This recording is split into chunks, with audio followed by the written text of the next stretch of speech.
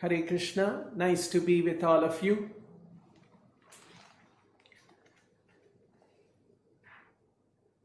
One of the things that when someone comes to ISKCON, something that is very striking is the way devotees dance in a kirtan, in a form of worship of Krishna.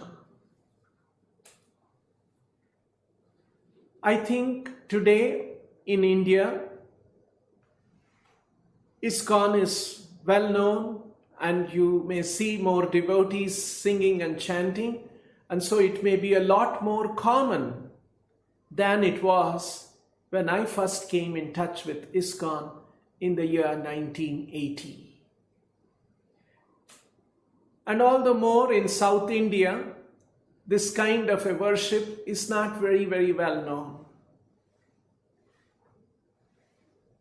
So you can imagine in 1980, I was a young student in a college. I was only about 17 years old. I had come to ISKCON, and then I saw devotees singing and dancing in front of the Krishna deity. So it was a very, very unusual thing. And so I was wondering, what is this going on here? Never expected that singing and dancing like that can be a form of worship. Of course, bhajans is something that everyone in India is familiar, in all parts of India. But standing up and dancing was something very, very striking and new. I began to associate with devotees and attend the programs in the temple. At that time, temple in Bangalore was a small house in a very obscure location on west of Court Road. And I had started reading Srila Prabhupada's books, and I found the books and the philosophy to be very wonderful. But some of these practices were very new. You should understand that someone coming from South India, and those days ISKCON was not so well known, and we didn't have the media and all of those kind of things like you have today, where you can see many things, what's happening around the world. It was not so. Even if I remember right, maybe Doordarshan was just coming, a black and white television was just coming into the market. So it was that kind of a situation. And when I read Srila Prabhupada's books and I was hearing about Chaitanya Mahaprabhu, who introduced this form of worship, Chaitanya Mahaprabhu and his, maybe I had just heard about that name very, very barely, maybe reading in a history book or something, but nothing more than that. So then I read from Srila Prabhupada's books that how Chaitanya Mahaprabhu had introduced this 500 years ago in West Bengal, in Nadia, and later on Chaitanya Mahaprabhu came to Jagannath Puri, and there he had performed kirtans. And then I also heard that how Chaitanya Mahaprabhu traveled in South India for about a year or so, from village to village, all the way down up to Kanyakumari, and then again all the way up north on the western coast of India. And when he went from village to village, he induced people to sing and chant and dance. When you read Chaitanya Charitamrita, you will find all of this mentioned. And we also read that how Chaitanya Mahaprabhu went to Varanasi, he went to Mathura, And even to Vrindavan and in all those places also he had chanted and danced. So although I was reading all of these kind of things, but then there was and if I remember right, maybe even I had already begun singing and dancing in the kirtan with the devotees. But still somewhere it was nagging. Is this some new thing that has been introduced in ISKCON by Prabhupada or something like that? And during those days I used to meet a lot of scholars, Madhva scholars, Ramanuja scholars, Shankaracharya scholars who were available in Bangalore. And I would discuss different points. And then at one point when I met one of the Madhva scholar and I asked him about dancing, singing and dancing and worshipping Krishna this way, he quoted one of the dasas of the followers of Madhvacharya Sampradaya. And I can't remember that particular song, but I remember him saying, it said something like, if you lie down and chant Krishna's name, Krishna will sit up and listen to you. If you sit and call out Krishna's name, Krishna will stand, being pleased by the devotee calling out his name. And if you stand and chant Krishna's name, the song said, Krishna will be so pleased that he will dance. And then it said, if you call out Krishna's name, sing and dance, Krishna will be so pleased, he will say, I am yours. So when I read that, when I heard about this song written by one of the great devotees in Madhvacharya Sampradaya, and then it was a sort of a great reassurance that this form of worship that Srila Prabhupada has introduced is not some kind of a newfound thing, it's a very traditional thing. And then it sort of reinforced that how Chaitanya Mahaprabhu had introduced this all over India 500 years ago. And then I was later reading how Srila Prabhupada, when he went to America, he was 70 years old. We are familiar with that, in the year 1965. And then in 1 year of struggle in America, and then in 1966, when Srila Prabhupada formed the International Society for Krishna Consciousness.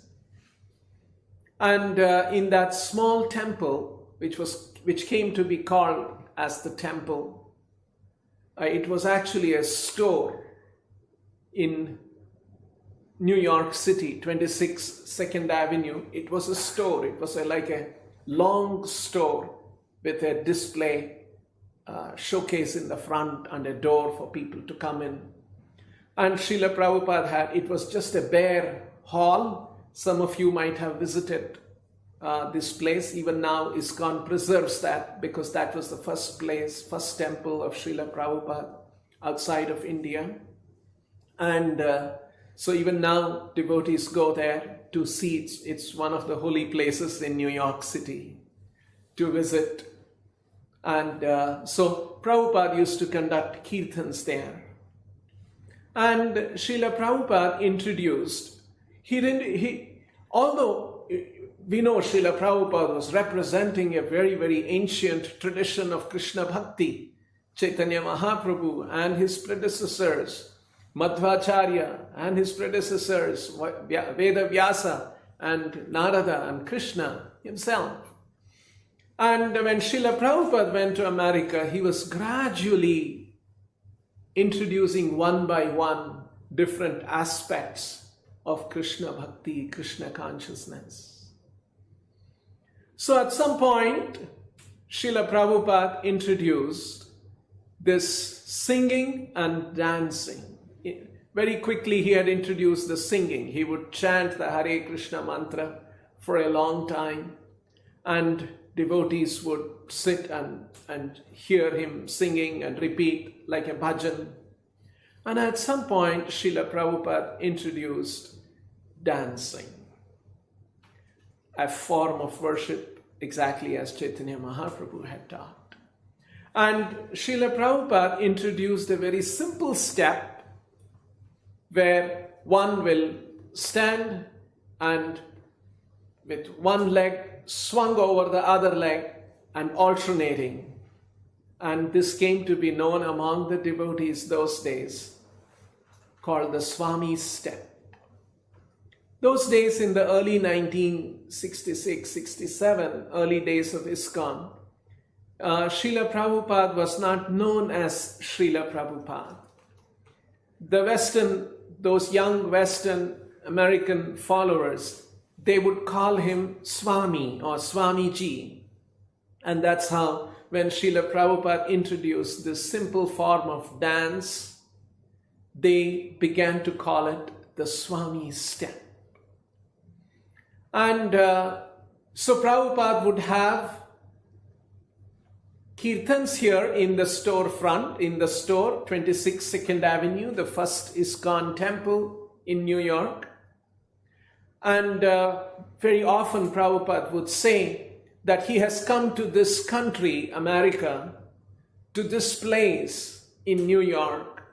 And he was teaching this because it was the order of his spiritual master, who had told him to go around the world and spread this knowledge, awareness of Krishna and Krishna consciousness. So Prabhupada had come at that age to a foreign land like America to share this knowledge about Krishna, and as taught by Chaitanya Mahaprabhu. And so at some point he introduced the form of worship that Chaitanya had introduced, a very celebratory form of worship, singing and even dancing. And those young American followers, not all of them were very committed, but some of them were very committed, very devoted. And they had started singing and dancing. And Srila Prabhupada had introduced a certain routine those days. On Mondays, Wednesdays, and Fridays, he would have a gathering in the evening at 7 o'clock. Some of his very close, who were more devoted and dedicated, they would come by 6 o'clock, and there was a 2-bedroom apartment behind that temple, just behind where Prabhupada was living. And they would all assemble there at 6 o'clock, and Prabhupada would do an offering, he would do a arati, he would offer an incense for a picture of Krishna. So they were all watching and understanding and how Swamiji is doing all of that. And then at 7 o'clock, Prabhupada would come down from his apartment to this storefront. And by then, maybe 20, 30, 50 young Americans, boys and girls, they would have assembled. And Srila Prabhupada would sing bhajan, and some of his older devotees, they would stand up and do this kirtan, Swami Step, simple dancing, and all of that.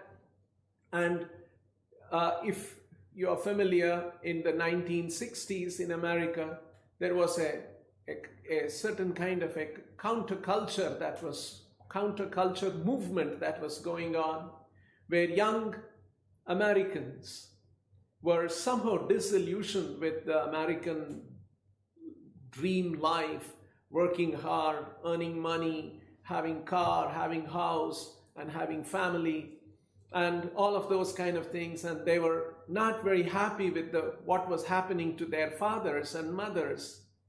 And the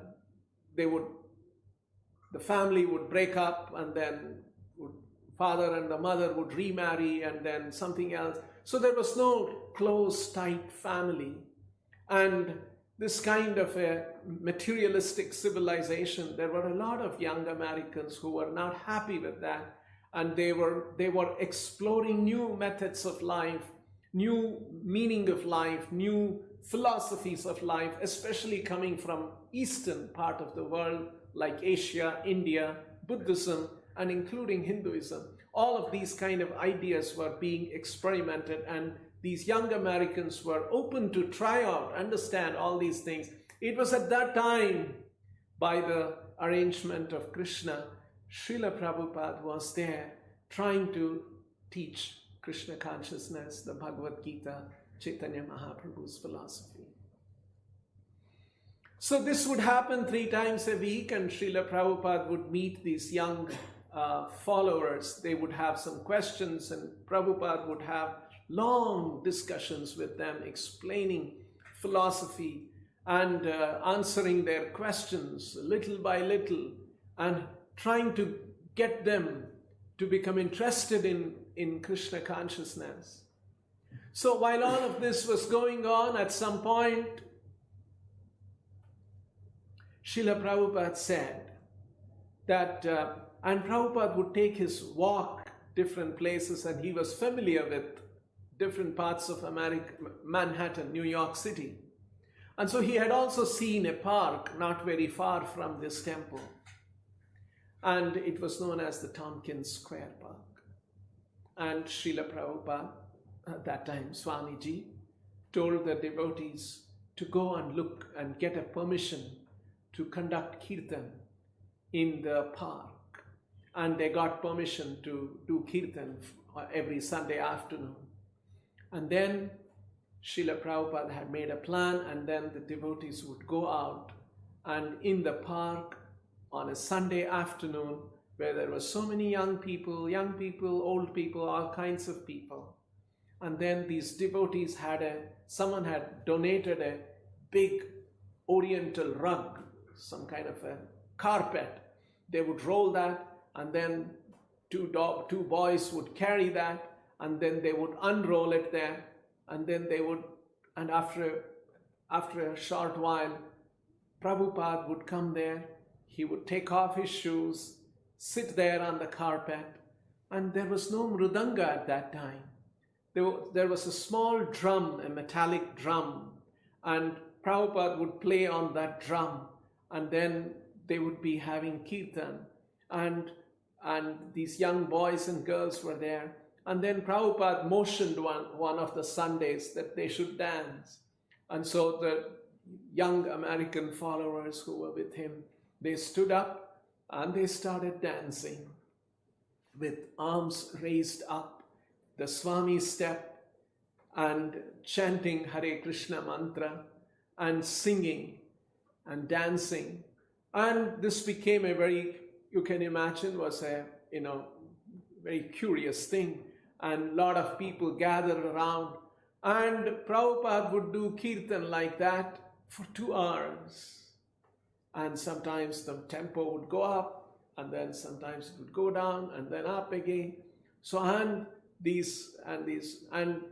many more people joined, and there were a few people in the park with some guitar and something, drums. They would come and join, and Prabhupada would welcome them.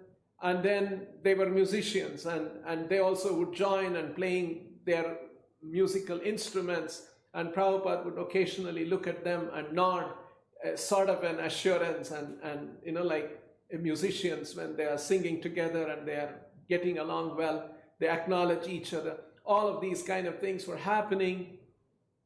And it so happened, on one of those Sundays when they were doing this, a reporter from New York Times came there, and he was watching all of these things, and later on he met the devotees, he met Srila Prabhupada, and he carried an article in New York Times. And the next day, Srila Prabhupada was in his apartment, and the devotees brought this newspaper and took it to Prabhupada and showed him that this newspaper had New York Times, Swami's flock chants in park to find ecstasy. This was the title. Swami's flock chants in park to find ecstasy. In fact, we have got an original copy of the New York Times, we are planning to set up a museum of Srila Prabhupada, and this original newspaper will also be displayed there. And it had a picture of Srila Prabhupada and 2 or 3 young American followers. And they were not in any dhoti, or it has not yet come into practice those days. And they were singing and chanting and dancing like that. And there was a very interesting article around that describing how Srila Prabhupada and the devotees were. I'll read some excerpts of the New York Times article. When this newspaper was brought to Prabhupada, and Prabhupada had one of the devotees read aloud, and so the devotees read out, "Swami's flock chants in park to find ecstasy. 50 followers clap and sway to hypnotic music at East Side ceremony." They called it an East Side ceremony because it was on the eastern side of Manhattan. "Sitting under a tree in Lower East Side Park and occasionally dancing, 50 followers of a Hindu Swami repeated a 16-word chant for 2 hours yesterday afternoon to the accompaniment of cymbals, tambourines, sticks, drums, bells, and a small reed organ," whoever had joined on that particular afternoon. Repetition of the chant, "Swami A.C. Bhaktivedanta says, is the best way to achieve self-realization in this age of destruction." While children played on Hovings Hill, a pile of dirt in the middle of Tompkins Square Park, or bicycled along the sunny walks, many in the crowd of about 100 persons standing around the chanters found themselves swaying to or clapping hands in time to the hypnotic rhythmic music. "It brings a state of ecstasy," said Allen Ginsberg, the poet who was one of the celebrants. In fact, there was one poet, American poet by name Allen Ginsberg, who used to meet Srila Prabhupada and have some philosophical discussions. He was a well-known poet, especially among the young Americans. His poetry was also talked about some revolutionary topics, and so he was very well known. And he would meet, sometimes he would come to the Sunday afternoon kirtans with the devotees. So they are quoting him because he's a well-known man. "It brings a state of ecstasy," said Allen Ginsberg, the poet, who was one of the celebrants. "For one thing," Allen Ginsberg said, "the syllables force yoga breath control. That's one physiological explanation." So Allen Ginsberg had his own explanation, and he was talking about that. The ecstasy of the chant or mantra, "Hare Krishna, Krishna Krishna, Hare Hare, Hare Rama, Rama Rama, Hare Hare," has replaced LSD and other drugs for many of Swami's followers. So some of them, were experimenting all of these drugs, and then Prabhupada would not allow them to do that. Mr. Ginsberg said, he explained that Hare Krishna, pronounced Hare, is the name for Vishnu, a Hindu god, as the bringer of light. Rama, pronounced Rama, is the incarnation of Vishnu as the prince of responsibility. Something, whatever that Allen Ginsberg had mentioned, that the news reporter had captured. The chant, therefore, names different aspects of God, Mr. Ginsberg said. Another celebrant, 26-year-old Howard Wheeler, who described himself as a former English instructor at Ohio State University, now devoting his full time to the Swami, said, "I myself took 50 doses of LSD and a dozen of peyote in 2 years, and now nothing." The Swami orders his followers to give up all intoxicants, including coffee, tea, and cigarettes, he said in an interview after the ceremony. In this sense, we are helping you. This is Swami is telling, Prabhupada saying this. The Swami orders his followers to give up all intoxicants, including coffee, tea, and cigarettes, Swami said in an interview after the ceremony. They're calling this the ceremony, that 2 hours of kirtan and all of that happening in the park. They're calling this, the news reporter is calling it a ceremony. In this sense, we are helping your government, Swami added. However, because at that time, the American government, it was a big problem that so many young Americans are taking to LSD and drugs and all those things. They are leaving their homes, leaving their universities, studies, and what's going to happen to them. It was a big problem in American society. And so the government was very concerned about it. And so Prabhupada is saying that we are helping your government. He said in this sense, we are helping your government, he added. However, he indicated the government apparently has not appreciated this help sufficiently, for the Department of Immigration recently told Swami Bhaktivedanta that his 1-year visitor's visa had expired and that he must leave, he said. The case is being appealed. Prabhupada's visa was rejected after some number of renewals, and then Prabhupada had appealed. The Swami, a swarthy man with short cropped greyish hair and clad in a salmon-colored robe, wore a pink sweater, said that when he first met his own teacher or guru in 1922, he was told to spread the cult of Krishna to the Western countries through the English language. Therefore, in this old age, 71, I have taken so much risk.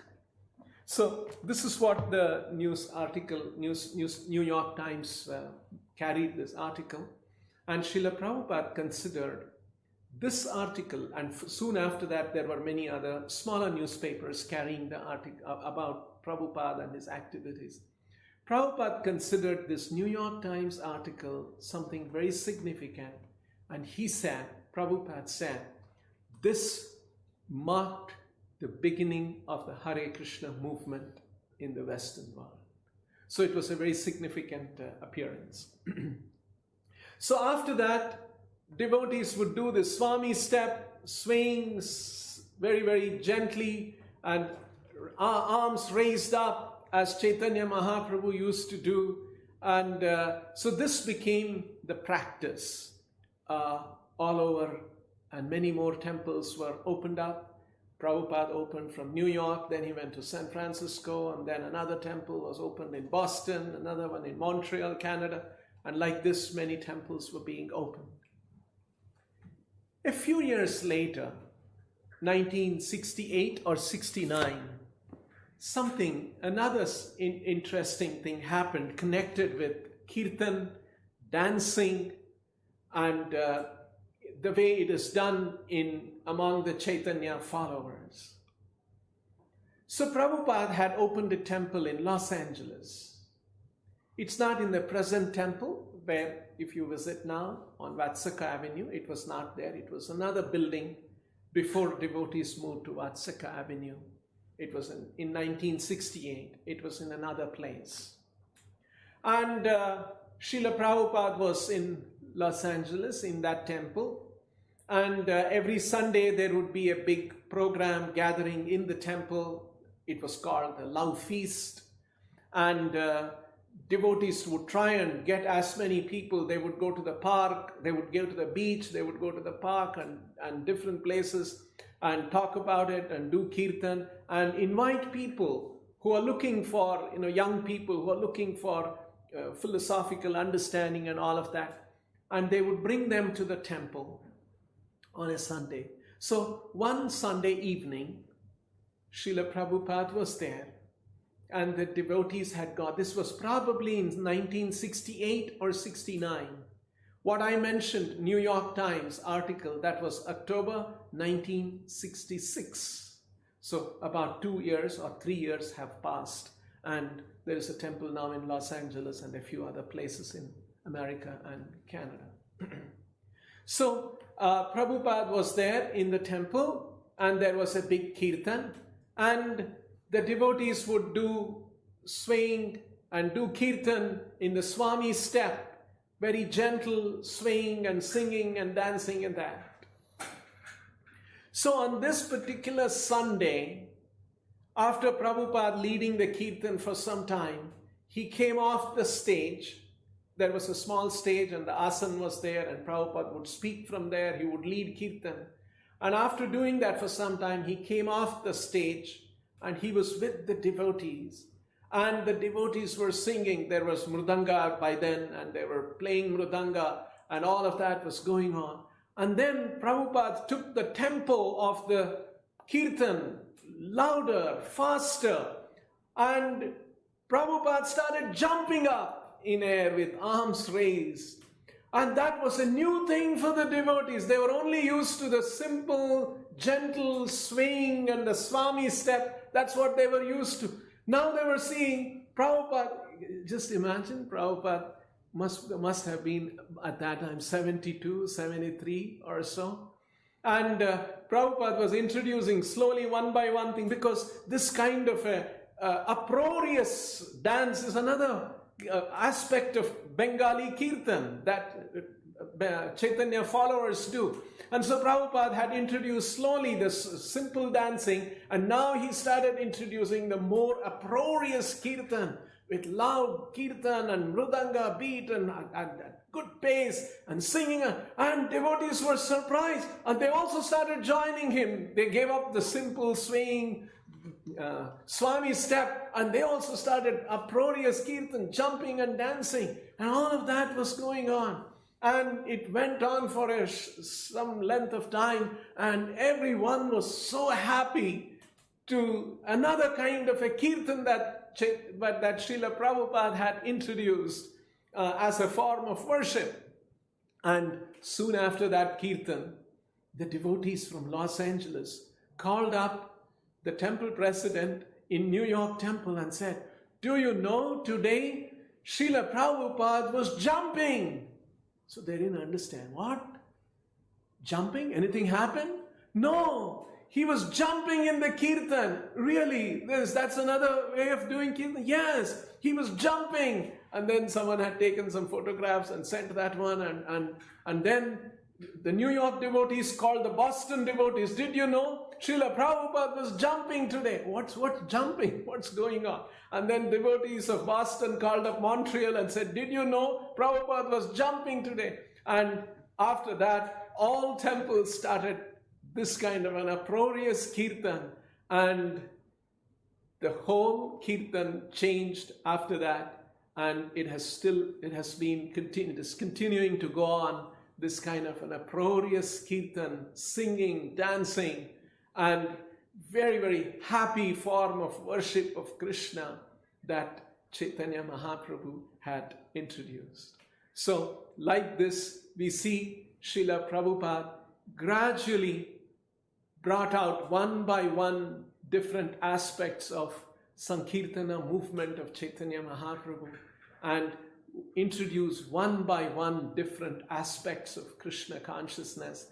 This was not something new, something newly he had made up or something like that, like modern day gurus come up with some new twist and new thing like that. Prabhupada was transplanting the original culture of Krishna Bhakti as it was introduced by Chaitanya Mahaprabhu, a very authentic form of worship, which is especially suited for people of Kali Yuga, because to do meditation, to go to the forest, and these are all not practical things, and our minds are very disturbed. So singing, chanting, dancing, this kind of a happy worship of Krishna is what Chaitanya Mahaprabhu had introduced, and that Srila Prabhupada took all over the world. So this is one of the things that I just wanted to share with all of you, how Srila Prabhupada introduced kirtan, a simple kirtan, and then an uproarious kirtan. And then Prabhupada introduced Rath Yatras, and during Rath Yatras there would be big hundreds and thousands of devotees singing and dancing and chanting Krishna's name, the divine names of the Lord, the Sankirtana. Thank you very much. Namaste. Hare Krishna.